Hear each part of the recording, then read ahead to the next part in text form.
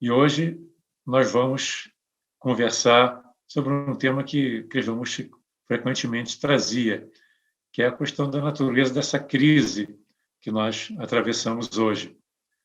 É lógico que a crise que nós atravessamos hoje talvez esteja um pouco mais grave, mais intensa do que na época que ele viveu, mas certamente as observações que ele fazia continuam muito válidas, porque realmente o ser humano não mudou muito daquela época para cá, né?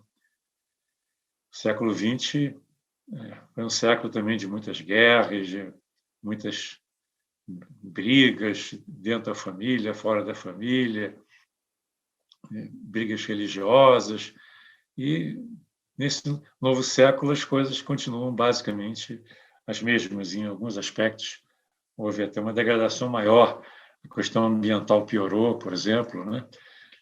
Então nós temos que assim, fazer essa investigação hoje e não querer assim copiar o que o Krishnamurti falou também.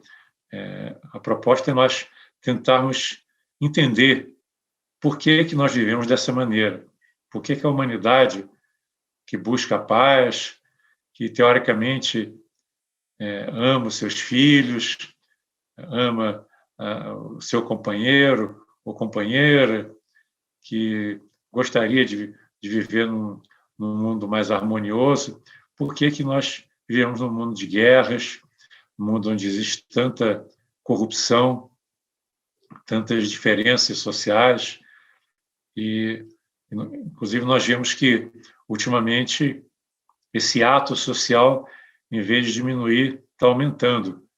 A concentração de renda é cada vez maior, ou seja, um grupo cada vez menor de pessoas está se apropriando da riqueza de toda a humanidade.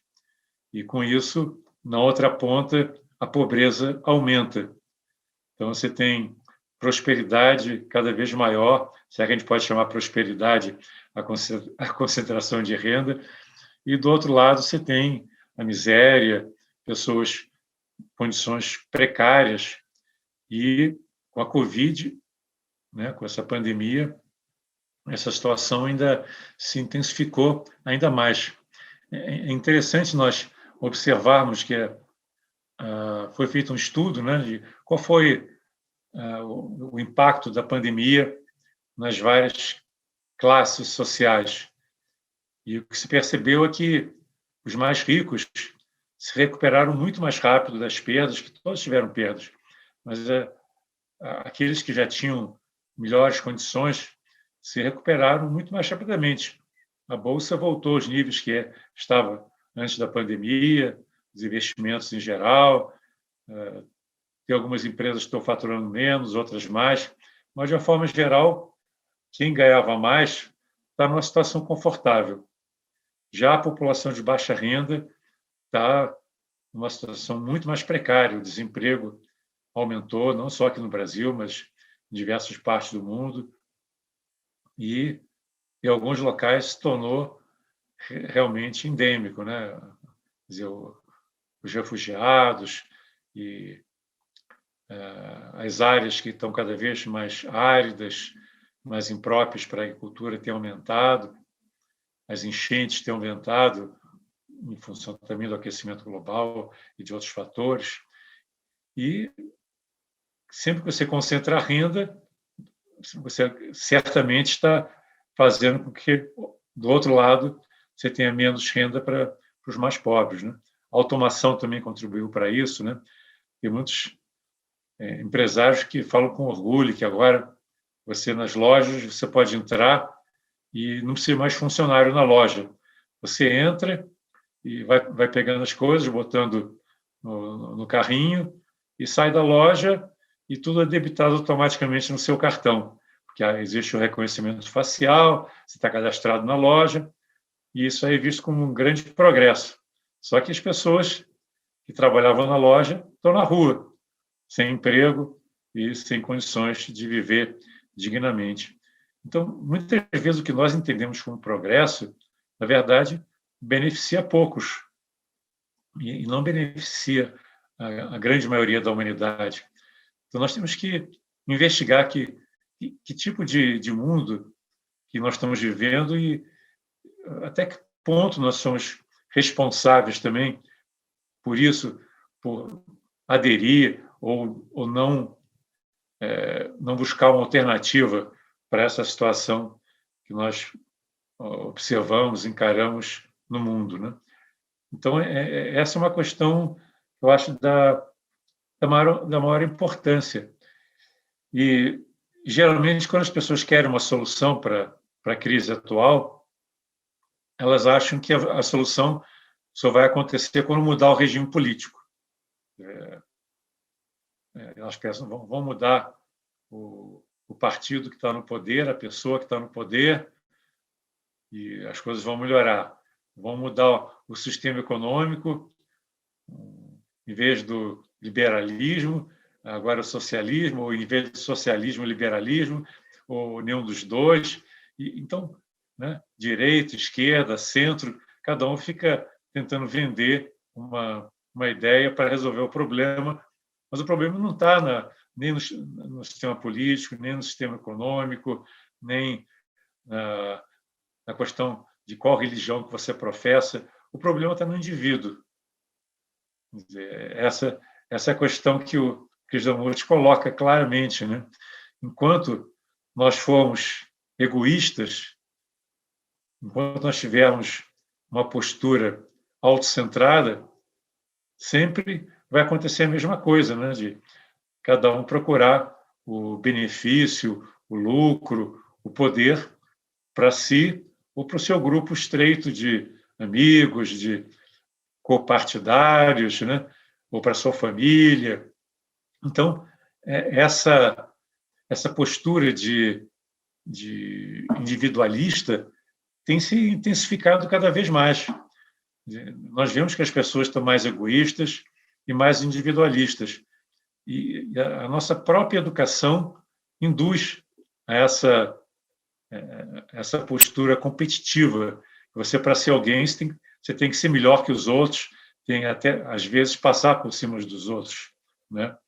E não há aquela postura ganha-ganha. O que a gente aprende na escola e no meio empresarial é o ganha-perde. Sempre tem para alguém ganhar, alguém tem que perder. E isso é lamentável, né? Porque nós nunca teríamos justiça social quando os mais espertos, os mais poderosos, que corrompem, que elegem políticos e que fazem com que as suas preferências e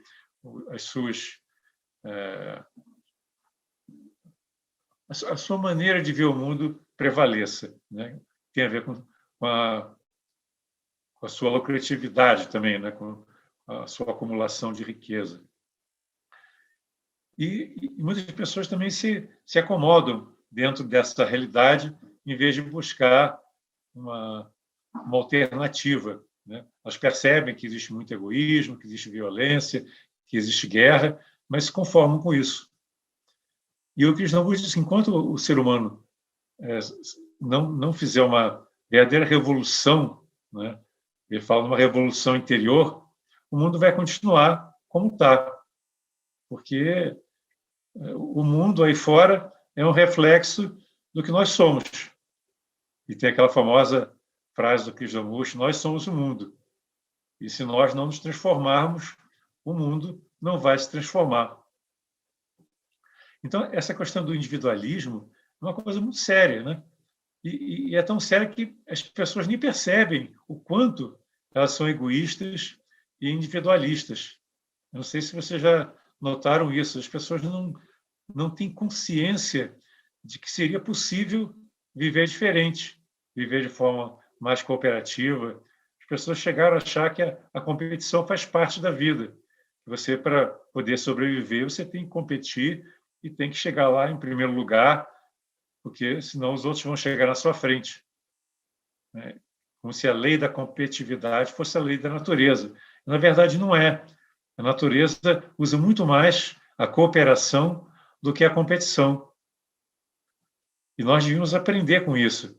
A competição só tem levado a mais desgraça e a mais destruição da natureza, e os problemas, as crises cada vez se acentuam mais.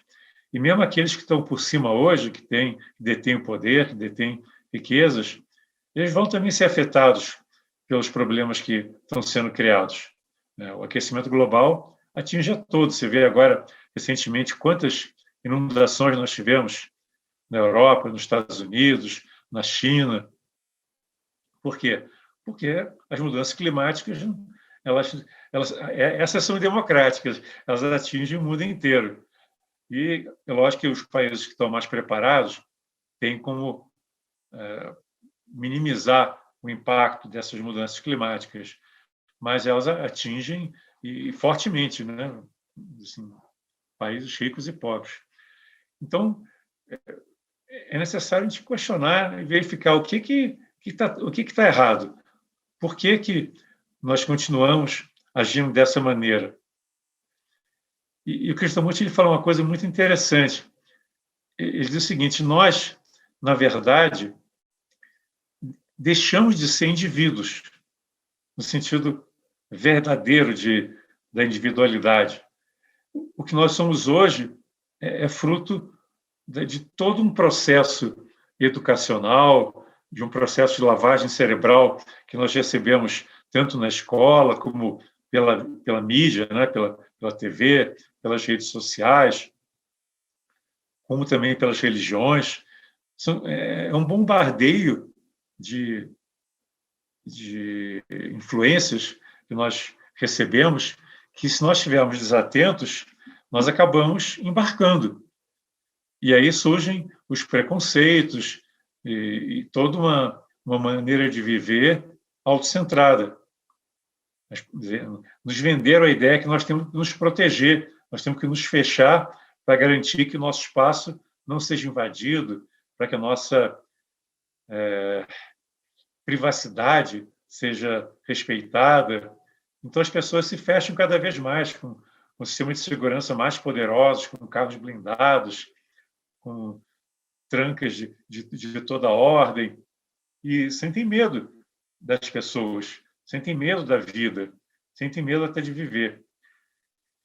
Então, isso já se mostrou ineficaz, não é possível a gente continuar dessa maneira, né? Nós deixamos de viver a nossa vida, nós estamos levando a vida que as pessoas nos programaram para viver, como se fôssemos computadores. Nós estamos vivendo uma vida mecânica, apenas fazendo o que a mídia, os gurus, as religiões, os políticos, os economistas estão pregando e sugerindo que seja a solução para os nossos problemas. E, enquanto nós tivermos sem a capacidade de assumirmos a nossa identidade verdadeira, né, e sermos seres realmente íntegros, né? Porque se você tenta reproduzir o que os outros falam, se você é uma pessoa fragmentada, você não é uma pessoa íntegra, né? Uma pessoa fragmentada é justamente o oposto de uma pessoa íntegra, uma pessoa honesta, íntegra. Uma pessoa fragmentada, ela está sempre sujeita a querer agradar a todos.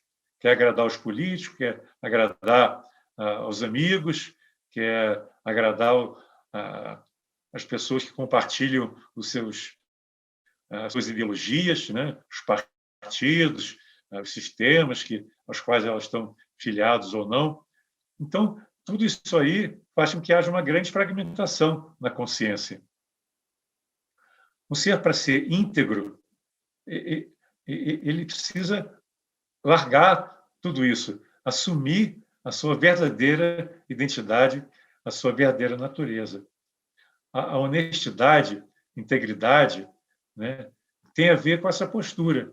Aliás, integridade tem a ver com inteiro. Você está inteiro naquilo que você faz, e não, né, com uma parte aqui, outra lá, querendo agradar um e agradar o outro ao mesmo tempo. Isso realmente não faz, né, nenhum sentido.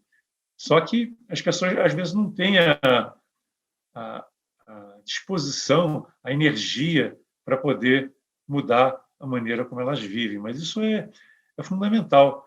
É a questão de responsabilidade por nós e pelo mundo que nos cerca também. Como diz o Krishnamurti, nós temos que ser uma luz para nós próprios. Então, ser um indivíduo não quer dizer você ser uma pessoa individualista, né? Ser um indivíduo verdadeiramente é ser um ser inteiro, que é responsável pelo que faz. E ser responsável é ter capacidade de responder a tudo que chega até nós. Nós estamos sendo constantemente bombardeados por todo tipo de influência. E você tem que estar muito atento, né? Com aquela escuta ativa, com olhar perspicaz, para perceber o que está acontecendo e agir de uma forma inteligente. Você agir baseado no que os outros disseram que se deve fazer não é inteligente. Nós temos capacidade de descobrir o que é correto, o que é verdadeiro, o que é belo, e agir dessa maneira, sem depender de ninguém, dependendo apenas da nossa consciência, daquilo que nós sentimos no nosso coração como correto, como sendo, inclusive, o nosso caminho, que é diferente do caminho dos outros. Então, a crise se agigantou tanto e nós estamos numa situação tão preocupante que não dá para adiar uma reflexão mais profunda e uma tomada, assim, uma postura de protagonista, de ser um agente de transformação nesse mundo. Nós não podemos mais continuar passivos diante do que está acontecendo, achando que nós somos muito pequenos, que nós não podemos fazer nada. Claro que nós podemos. Nós somos divinos por natureza. Nós temos a capacidade de transformar o meio em que nós vivemos, se nós nos transformarmos. Essa é a chave da questão. Nós só vamos conseguir participar dessa grande transição, que é um momento de transição que nós estamos passando, né? É um momento de uma revolução que está acontecendo. O Dalai Lama chama, inclusive, de revolução da compaixão. Nós só vamos ser capazes de unir esforços com toda essa onda que está começando a despontar no horizonte, essa onda regenerativa, se nós abrirmos a nossa consciência, abrirmos nossos olhos, desenvolvermos a nossa sensibilidade e passar a responder ao mundo de uma forma inteligente, em vez de ser apenas um cordeirinho que vai seguindo a multidão e permanecendo na sua zona de conforto. Nós temos que ser um pouco rebeldes, como diz o Ulisses, né? Nós temos que ter uma rebeldia saudável, aquela rebeldia de não aceitar as imposições e deixar que a nossa amorosidade floresça. E o amor é a grande chave para tudo. E o Krishnamurti deixa isso aí claríssimo nos seus livros, né? Sem amor não há transformação.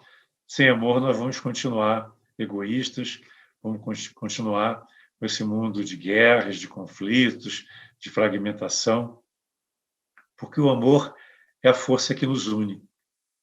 O amor, a compaixão, e todas as religiões sempre falaram isso. Todos os grandes líderes religiosos sempre apontaram para essa verdade, né? Que é através do amor que é possível nós nos transformarmos, nós começarmos a construir um mundo melhor.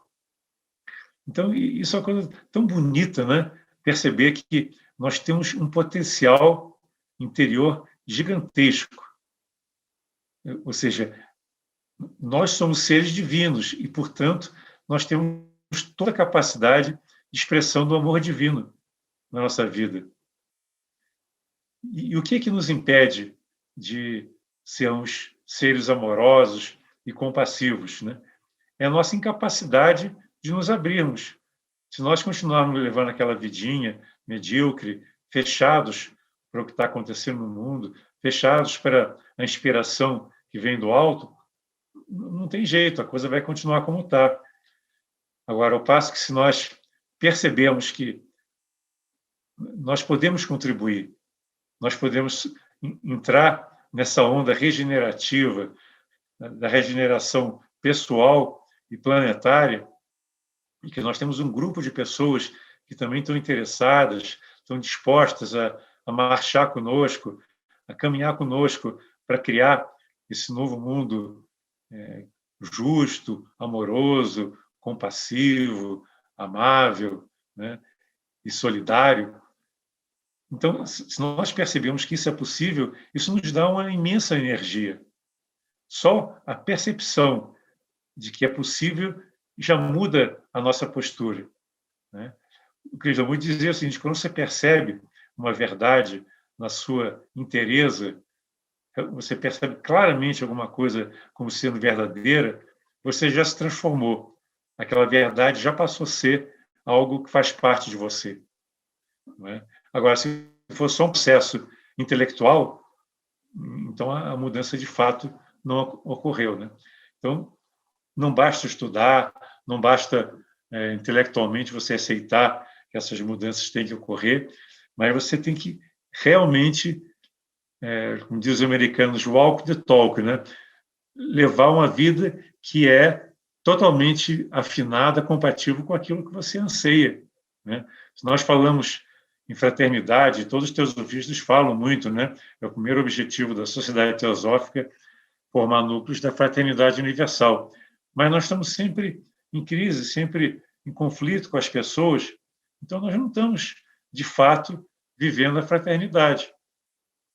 Para viver a fraternidade, nós temos que estar muito atentos para as nossas imperfeições, para os nossos conflitos, para todas as vezes que nós fomos indelicados, as vezes que nós fomos violentos, que às vezes nós fomos preconceituosos. Nós somos imperfeitos, mas a disposição de olhar, de perceber que alguma coisa que nós fizemos não foi bem feito, não foi bem colocado, mas perceber e daí se transformar é muito importante.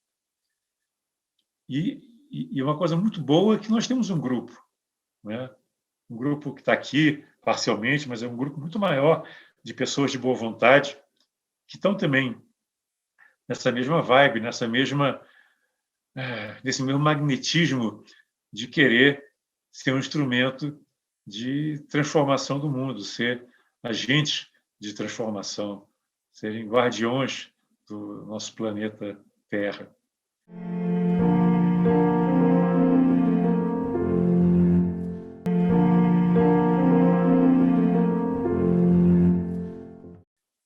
Então, nós temos que começar realmente a investigar, olhar para nós próprios, olhar para os nossos desejos, perceber quais são as nossas motivações, onde é que nós queremos chegar, será que nós estamos culpando os outros pelos nossos problemas?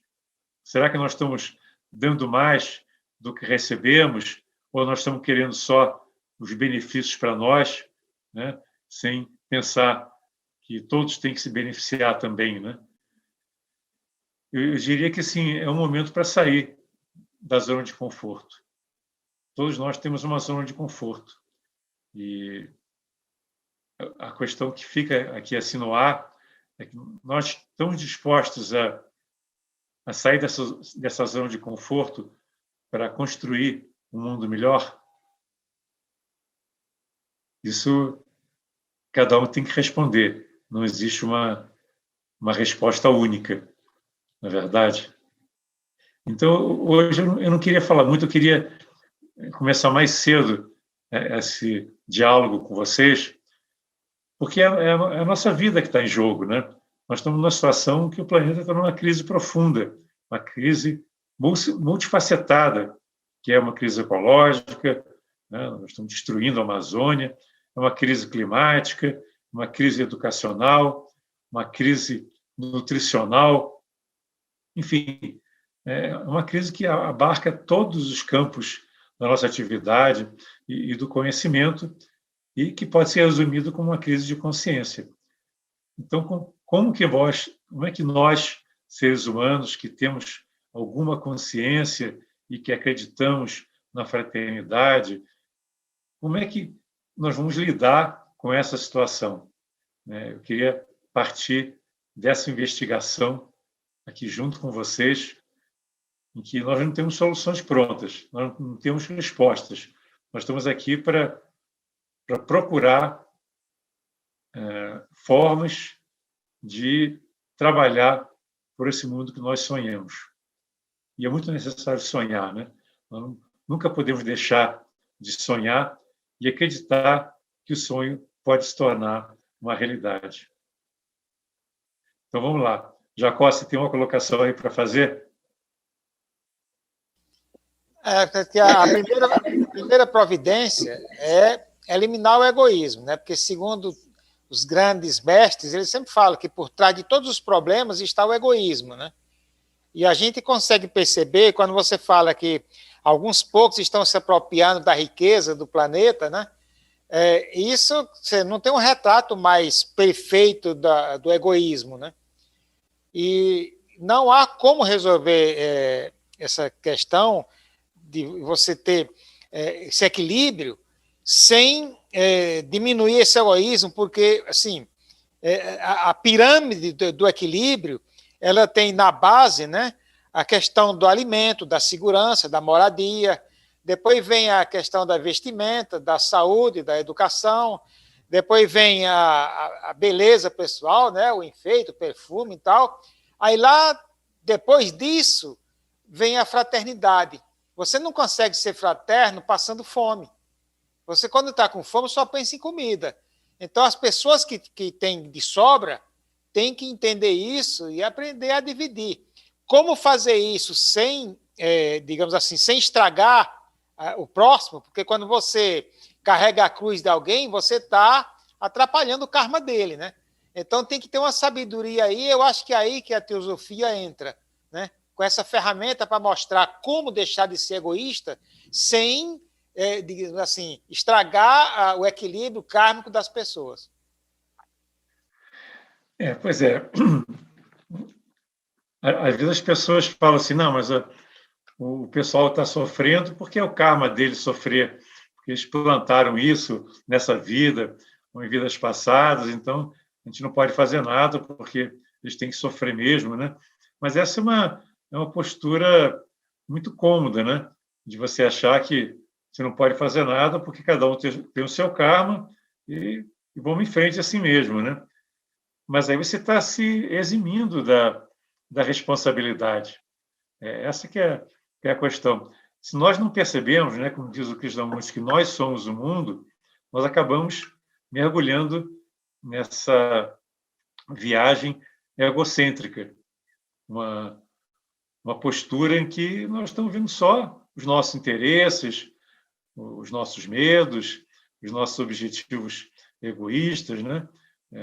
Querendo uma situação de vida melhor, querendo, né, um salário maior, querendo se apropriar, né, de coisas, né, de mais bens de consumo. Tudo isso aí demonstra uma insensibilidade com a situação do mundo. Na verdade, se nós formos analisar honestamente, né, nós precisamos de pouco para viver bem, né? Existe até um movimento que eu participei quando era jovem, talvez alguns conheçam, é chamado de simplicidade voluntária. Porque você ser simples porque você não é obrigado a ser simples não tem nenhum mérito, né? Se você é simples porque você não tem salário, está desempregado, aí você vai ser simples porque não tem jeito. Agora, uma pessoa que tem lá uma condição que poderia lhe propiciar, né, o poder de compra e o poder de adquirir todo tipo de bens e não faz uso desse seu poder de compra para acumular coisas e usa esses recursos que ele tem para benefício da comunidade, esse realmente é uma pessoa que essa pessoa está percebendo que ela não pode pensar só no bem-estar pessoal. Essa talvez seja a questão mais importante, né? Enquanto nós tivermos uma postura centrada, nós achamos que nós temos que garantir o nosso. Agora, quando nós desenvolvemos um pouco da sensibilidade, através da meditação, percebemos a unidade da vida, nós sabemos que, se toda a humanidade não tiver contemplada, todos vão sofrer, né? Não só as pessoas aqui mais próximas a nós, mas todos seres humanos, na África, na Ásia, em toda parte, todos têm direito a uma vida digna. E o que nós podemos fazer para permitir que haja uma inclusão social, que haja uma condição de vida mais justa para tantas populações carentes, não é? Então, essa é uma indagação que nós temos que fazer continuamente, né? Será que nós estamos consumindo demais? Será que nós estamos indolentes? Não estamos querendo olhar a realidade que nos cerca, onde existe tanto sofrimento, tanto mal-estar e tanta pobreza? Essa é uma questão que nós temos que nos fazer continuamente. Porque se nós estivermos no piloto automático, a gente não vai nem dar bola para isso. Você vê a postura típica das pessoas que estão vendo televisão. Aparece lá uma desgraça, uma inundação na China ou em qualquer outro lugar. As pessoas, puxa, coitado desse pessoal. Aí, plim, plim, muda assunto, futebol, esqueceu o problema. O problema passou. Foi só algo assim que mexeu com as suas emoções naquele momento, mas continuou a indiferença porque você não sentiu parte daquilo. Você olhou, que pena desse pessoal. E pronto, né? Então, é essa postura que nós temos que investigar, mudar e sentir que nós fazemos parte de tudo isso. Se existe alguma injustiça no mundo, nós somos responsáveis também. E nós podemos trabalhar para que essa situação se transforme. E você tem que olhar para perto, né? Eu via em casa um exemplo muito interessante. A gente tinha trabalhadores que nasciam na fazenda, a gente chamava de moradores, né? E trabalhavam para o meu pai o tempo todo. Aquelas pessoas que queriam empreender, no primeiro ano, ele cedia a terra, ele não cobrava nada, e todo mundo trabalhava na primeira colheita e fazia tudo isso. De cada 10 pessoas que ele ajudava, um prosperava. Outros vendiam a safra, bebia aquilo e pior, quando estava bêbado, vendia o que tinha em casa, vendia geladeira, fogão, vendia tudo, bebia tudo. E um dia eu falei para ele, mas meu pai, isso não está dando certo. De cada 10 que o senhor ajuda, só um vai para frente. Ele falou, meu filho, se fosse de um em cada 100, ainda valeria a pena tentar. Porque eu não tenho mais tempo e eles não têm mais idade de ir para a escola. Eles nunca vão ser um engenheiro agrônomo, eles nunca vão aprender a plantar. Eu tenho que ensinar o que eu sei agora, né, e dar o primeiro passo. Se um dá certo, para mim já é uma vitória. E só para você ter uma ideia, eu tenho 30 e poucos irmãos. Quem cuidou do meu pai foi alguns desses fazendeiros que deram certo. Foi eles que deram a mão, porque os meus irmãos queriam que ele morresse para herdar logo as coisas, né? Então, isso é um exemplo assim, que eu trago comigo. Quando você não tem como dar a educação plena já, você tem que ir na tentativa e erro fazendo o que você pode, né? Não estou dizendo que o exemplo do meu pai seria lá muito bom, mas é uma maneira de você não ficar, digamos assim, se aquietar diante da injustiça. Quer dizer, você fica olhando para aquelas pessoas na pobreza a vida inteira, ele sabia que se ele desse simplesmente o dinheiro, talvez não era um em cada 10 que ia dar certo, nenhum daria, né? Mas o método dele tinha algum êxito, né? Então, cada um Eduardo. tem que sentir, sim, só um comentário, cada um tem que sentir o que pode fazer, né? E fazer aquilo que está ao seu alcance, né? Tem que ter essa sensibilidade, né? Nós recebemos como dom uma série de de possibilidades, né? Cada um de nós tem uma série de dons e de recursos intelectuais, emocionais, e nós temos que investigar como que nós podemos usar esse ferramental que nos foi oferecido para o benefício da humanidade. Mas sim, vamos lá, Sandra. Ouvindo aqui os seus apontamentos e observando lá no YouTube, em algum momento fizeram um comentário assim, que fala de vida autossustentável. Eduardo, para que isso ocorra, não lembro que ponto da conversa vocês estavam, mas para que isso ocorra, uma vida autossustentável, aqui na cidade não vai dar, só se subir montanha. As pessoas, o povo não sabe plantar. Eu não tenho referência do ponto, né, da fala que vocês estavam, mas quando ela falou em vida autossustentável, de repente, isso me sobressaiu de que essa questão da vida autossustentável não é só uma noção em relação à natureza física, mas é uma condição de você, ser humano também, se colocar como pessoa na natureza, não só um que se alimenta da natureza.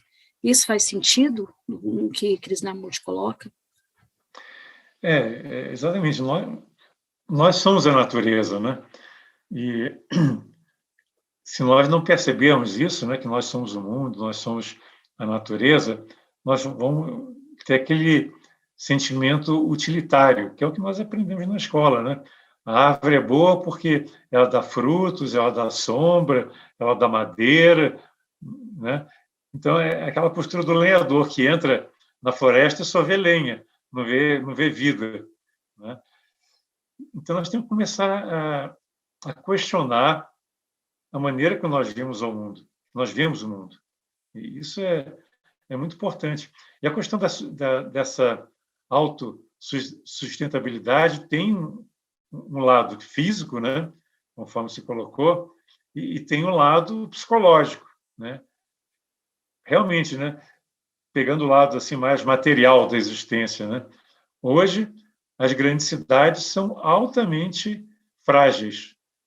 Elas não resistem a uma crise. Você vê, quanto maior a cidade, uma cidade como São Paulo, se acaba a energia, acaba a água, é o caos total, porque as pessoas são totalmente dependentes dos serviços e das empresas, elas não têm a mínima capacidade de se autossustentar. Então, existe um movimento, né, que visa capacitar, não só, muitos movimentos, que visam capacitar as pessoas a serem mais autossuficientes. Por exemplo, o movimento de comunidades, das ecovilas, etc., está muito nessa linha, né? E nós esquecemos como se planta, esquecemos como se constrói, ninguém mais sabe fazer uma roupa. Na época dos nossos avós, todo mundo, né, fazia roupa em casa e plantava, muita gente tinha o seu quintal, plantava, enfim, tinha uma capacidade, uma sustentabilidade na vida maior nesse sentido.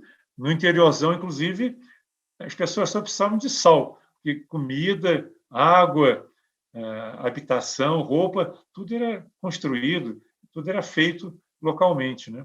Mas as pessoas desaprenderam e passaram a ser muito dependentes de um sistema que hoje é corrupto, é ineficiente e acaba sendo um gerador de renda para poucos e de dificuldades para muitos, né? Então, nós temos que começar essa investigação que eu mencionei, ela passa também pela percepção de como nós vivemos. Essa vida que nós levamos nas grandes cidades, ela é insustentável. Nós temos que começar a buscar transformar a cidade em algo diferente do que ela é. E as grandes cidades são mais difíceis de serem transformadas, né? Por isso que o movimento das ecovilas tem tido assim tanto sucesso, porque as pessoas vão não só para plantar no campo, né? Vão para viver uma vida mais plena, uma vida em contato com a natureza, uma vida baseado na cooperação. Eles aprendem a plantar, aprendem a construir, aprendem a fazer sua roupa, aprendem a cozinhar, fazer seu alimento, né? Cozinhar o seu alimento. São habilidades que as pessoas perderam e que, né, não custa nada nós resgatarmos, porque se houver uma grande crise, quem está nas grandes cidades vai sofrer muito. Então, nós temos que começar a pensar em tudo isso e melhorar também a condição de vida das cidades. A gente pode começar por onde nós moramos. Por exemplo, tem muitos lugares que tem muito terreno e não tem uma horta, né? Você pode ter uma horta no fundo de quintal, pode ter uma horta urbana. Em São Paulo, por exemplo, tem um movimento que chamam de ecobairro, né? Eles fazem com que as pessoas dos bairros se unam para criar os movimentos que vão beneficiar, tanto em termos educacionais, como em termos nutricionais, a comunidade. Eles treinam as pessoas, fazem as hortas comunitárias, ensinam uma série de habilidades para as pessoas poderem ter uma capacidade de sobrevivência, né? Porque você vê que por que nós temos um desemprego tão alto? Porque as pessoas ficaram muito dependentes de que alguém lhes dê emprego, né? Quando você deveria, a maioria da população deveria ser capaz de se sustentar com o seu próprio trabalho, como empreendedores, né? Agora, esse é o lado externo. Internamente, também é muito importante nós percebermos que, psicologicamente, nós não podemos achar que nós somos incapazes e que nós estamos isolados. Esse talvez seja o pior sentimento, aquele sentimento de impotência. Eu sou muito pequeno, não posso fazer nada contra esse sistema que está aí, tão corrupto, tão violento, tão injusto, tão discriminatório. Então, as pessoas só ficam reclamando e não fazem nada para mudar o que está ocorrendo no mundo, né? Então, psicologicamente, é muito importante nós despertarmos para a nossa capacidade de ação, de sermos empreendedores na nossa vida, entendendo que, se nós tivermos aquela postura de ajudar os outros e a nós próprios também, as oportunidades surgem. E isso é muito interessante. Na hora que você se abre e diz, eu quero colaborar, eu quero construir um mundo mais justo, eu quero fazer parte da solução, as coisas vão acontecendo. Ao passo que você diz, não, eu não posso fazer nada, eu não tenho condições, eu não tenho saúde, eu não tenho energia, não tenho dinheiro, e aí vai. Aí a pessoa não faz nada mesmo. Tudo depende da cabeça. Se você acreditar no seu potencial, você pode remover montanhas.